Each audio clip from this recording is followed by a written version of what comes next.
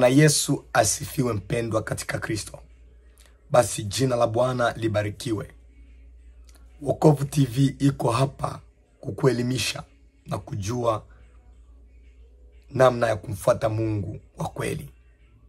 Utasikiliza mahubiri hivi punde karibuni. Neno la Mungu hili ukalifuate kwa makini, ila ni kwa ufupi. Neno hili likufunze ndugu yangu. Asante, karibu. Yesu asifiwe. Ninaomba uniazime usikivu wako ili nikusaidie kuelewa jambo hili. Ukiona Mungu anakataza jambo lisifanike, anayo sababu. Na sababu inayomfanya Mungu akataze wanawake kusuka nywele ni kwa sababu asili ya kusuka nywele haijaanza na Mungu. Asili ya kusuka nywele imeanza kwenye ibada za miungu mingine. Na kusuka nywele kulitumika kama ishara ya ibada ya kuabudu mashetani. Ngoja nifafanue. Ujumbe wa kitabu cha Timotheo wa kwanza sura ya 2 mstari wa 9 ulikuwa unaenda kwenye kanisa la Efeso. Sasa Efeso, ambayo kwa sasa hivi ni Uturuki, ilikuwa ni kitovu cha biashara. Watu walikuwa wanaingia na kutoka kwa ajili ya kufanya biashara zao. Kwa mfano, kuna watu walitoka Antiokia wakaenda Efeso kufanya biashara. Wengine walitoka Korinto, wengine walitoka Pergamo, wengine walitoka Smyrna, wengine walitoka Rumi, na wengine walitoka Misri, na wote walikwenda Efeso kwa ajili ya mambo ya kibiashara. Kwa lugha nyingine, Efeso ilikuwa ni lango kuu la biashara.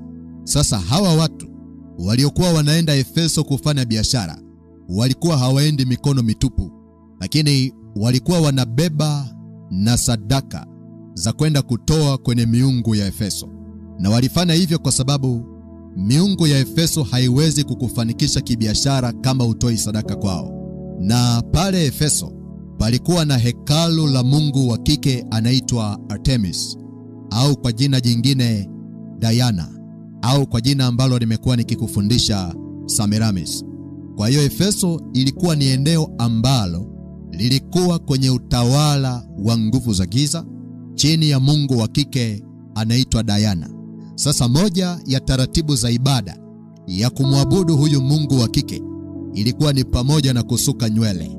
Na alikuwa jambo geni kwa sababu hata watu waliokuwa wanatoka Misri kwenda Efeso kibiashara walikuwa wanafahamu utaratibu wa kusuka nywele.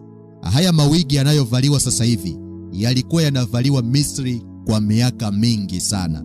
Nywele za kusuka zenye mikia, mabutu, yote yalikuwa yanafanyika Misri kwa miaka mingi sana. Lakini haikuwa mapambo, ilikuwa ni sehemu ya ibada. Ngoja nikupe mfano. Misri walikuwa wana miungu mingi, na moja kati ya vitu walivyokuwa wanaabudu ni nyoka aina ya cobra, Egyptian cobra. Na nimekuwekea picha yake hapo, unaweza ukamwona. Kwa hiyo walianzisha utaratibu wa kusuka nywele kama kielelezo cha ibada ya nyoka. Na ndio hizi nywele zenye mikia unazoziona hazikuanza leo, zilianza maelfu na maelfu ya miaka. Na nimekuwekea picha hapo, unaweza ukaona kila aina ya mtindo unaosukwa na wanawake katika nyakati hizi ulianzia kwa miungu. Hebu angalia hizi picha, alafu nitaeleza.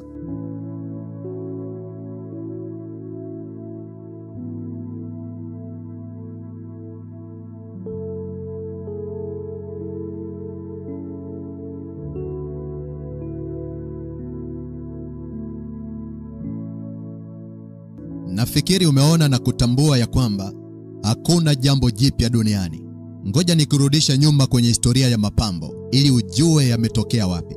Ninaamini unamfahamu Henoko, mtu wa kwanza kuondoka duniani bila kufa. Maana maandiko yanatuambia alitwaliwa na Bwana. Ukisoma kitabu cha Mwanzo sura ya 5 mstari wa 22 mpaka wa 24, maandiko yanasema Henoko akaenda pamoja na Mungu baada ya kumzaa Methusela miaka 300. Akazaa wana waume na wake. Siku zote za Henoko ni miaka 365. Henoko akaenda pamoja na Mungu, naye akatoweka, maana Mungu alimtwaa. Bwana Yesu asifiwe. Sasa kipo kitabu cha Henoko, The Book of Enoch, ambacho kiliondolewa na Vatican kwa sababu kina siri ambazo hawakutaka zijulikane. Na kitabu kingine ni kitabu cha Adam na Eva, The Book of Adam and Eve. Na vitabu vyote hivi viliondolewa kwenye Biblia na sasa vinahesabiwa kama vitabu vya historia. Sasa ngoja nikusomee vifungu vinavyoeleza vyanzo vya mapambo vimeanzia wapi. Na hapa nataka tuanze na kitabu cha Henoko. Na ninaomba unisikilize vizuri, itakusaidia kuelewa kwa nini Biblia imekataza mapambo. Ukisoma kitabu cha Henoko sura ya 8, kinaeleza kwamba chanzo cha mapambo ya wanawake, kuanzia rangi kwa maana ya makeup, kilianza kwa malaika waasi, fallen angels. Utakumbuka baada ya shetani kupigwa kule mbinguni, alitupwa pamoja na malaika zake ambao ndio wanafahamika kama malaika waasi. Kwa hiyo hawa malaika waasi ndio waliofundisha wanadamu habari za mapambo, kuweka kope na mapambo yote unayoyaona yanatumika sasa hivi. Na hiyo ndio inaitwa forbidden knowledge. Na walifanya hivyo kama njia ya kulipiza kisasi